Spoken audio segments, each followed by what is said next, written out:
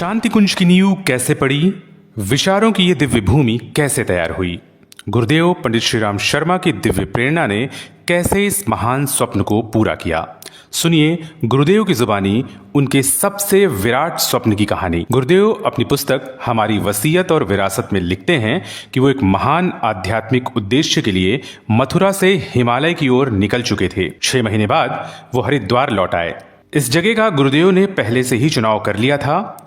यहाँ एक छोटे से भवन का निर्माण पहले ही कराया जा चुका था। इस छोटे से भवन में माताजी व उनके साथ रहने वाली कन्याओं के रहने योग्य निर्माण पहले ही हो चुका था, मगर इस विराट स्वप्न के लिए भी बहुत कुछ किया जाना शेष था। गुरुदेव ने कुछ और जमीन का प्रबंध किया। इसके बाद फिर से निर्माण कार्य शुरू हुआ। इच्छा ऋषि आश्रम बनाने की थी, अपने लिए, अपने सहकर्मियों के लिए, अतिथियों के लिए और साथ ही साधकों के निवास स्थान और भोजनालय भी। गुरुदेव और वंदनीय माता जी के पुण्य संकल्प से निर्मित इस आश्रम में ऋषियों की पुण्य विरासत समाई है। ये देवात्मा हिमालय का प्रतिनिधित्व करता है, इसीलिए गुरुदेव ने उत्तराखंड की गंगा का प्रतीक देवालय यहाँ बनाया। गुरुदेव की आंखों के आगे ऋषि परंपरा के पुनर्जागरण का महान स्वप्न तय। स्वप्न की खातिर 7 प्रमुख व अन्य वरिष्ठ ऋषियों की प्रतिमाओं की स्थापना का प्रबंध किया गया। गुरुदेव के कदम युग निर्माण के कालजयी प्रतीकों को एक के बाद एक स्थापित करते जा रहे थे।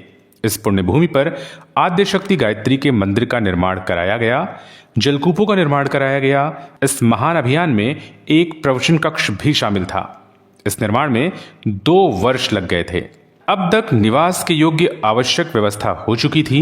गुरुदेव और माताजी ने नवनिर्मित शांति कुंज को ही अपनी तपस दीपक की लौ जल रही थी, वह सदैव उनके साथ था। उसके लिए भी एक कोठरी और गायत्री प्रतिमा की स्थापना पहले ही कर ली गई थी। इस बंजर पड़ी भूमि के सोए संस्कारों को जगाने के लिए 24 लाख के 24 अखंड पुनश्चरण कराए जाने जरूरी थे।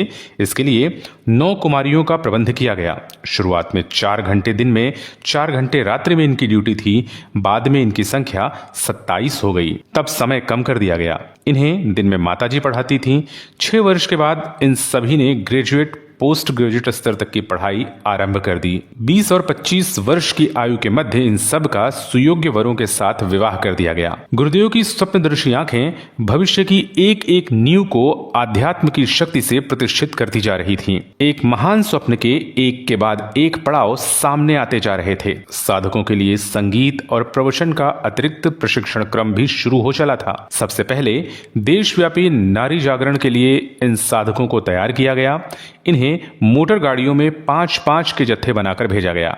अब तक पढ़ने वाली कन्याओं की संख्या 100 से ऊपर हो चुकी थी। ये जत्थे पूरे देश का दौरा कर रहे थे। इनके दौरे का देश के नारी समाज पर सीधा असर दिखाई दे रहा था। हरिद्वार से ही तेजस्वी कार्यकर्ताओं को ढालने का कार्य भी शुरू कर दिया गया। इसके लिए कई सत्र शुरू किए गए। प्रत्यावर्तन सत्र, एक मास के युग शिल्पी सत्र एवं वानप्रस्थ सत्र शामिल थे। सामान्य उपासकों के लिए छोटे बड़े गायत्री पुनश्चरणों की श्रृंखला चल पड़ी। गंगा का तट, हिमालय की छाया, दिव्य वातावरण, प्राणवान मार्गदर्शन जैसी दिव्य विशेषताओं से भरे शांति कुंज में पुनश्चरणकर्ता सैकड़ों की संख्या में उमड़ने लगे। इसके साथ ही पूरा समय देने वाले वानप्रस्थों का प्रशिक्षण भी अलग से चलता रहा। दोनों प्रकार के साधकों के लिए भोजन का प्रबंध था, ठहरने के इंतजाम थे। ये नई संख्या निरंतर बढ़ती जा रही थी। ऋषि परंपरा को पुनर्जीवित करने के लिए इसकी बेहद आवश्यकता थी। ये जरूरी था कि सुयोग्य आत्मादानी पूरा समय देकर जुटें। वो हाथ में लिए इस महान कार्य की पूर्ति के लिए आत्मबल इकट्ठा करें और फिर इस महाअभियान में प्राण प्रण से समर्पित हो जाएं। शांति कुंज लगातार विराट हो रहा था। बढ़ते हुए कार्य को देखकर गायत्री नगर में 240 क्वार्टर बनाने पड़े। 1000 व्यक्ति प्रवचन में शामिल हो सके, इस उद्देश्य से एक बड़े आकार का प्रवचन हॉल बनाना पड़ा। अभी इस भूमि को और अधिक संस्कारवान बनाना था। इस वास्ते 9 कुंड की यज्ञशाला में प्रातःकाल 2 घंटे यज्ञ किए जाने की व्यवस्था की गई। आश्रम में स्थायी निवासियों और पुनश्चरणकर्ताओं का औसत जप इस अनुपात से निर्धारित किया गया कि हर दिन 24 लाख गायत्री महापुनश्चरण संपन्न होता रहे। प्रचार प्रसार के आवश्यक कार्यों के लिए एक छोटा प्रेस भी स्थापित किया गया। इसी बीच ब्रह्मवर्चस्व शोध संस्थान के लिए एक भव्य भवन बनना आरंभ हो चुका था। इस सारे निर्माण में 4 वर्ष लग चुके थे। इस दौरान वे सभी कार्य शुरू कर दिए गए थे जिन्हें संपन्न करने से ऋषि परंपरा का पुनर्जीवन हो सकता था। शांतिकुंज धीरे धीरे विराट होता गया और कुछ ही समय में एक ऐसी प्रयोगशाला बन गया जहां नया युग अपनी आंखें खोल रहा था। ये नया युग तेजी से अपने लक्ष्य की ओर बढ़ रहा है। गुरुदेव का तपोबल इस लक्ष्य को लगातार नजदीक ला रहा है।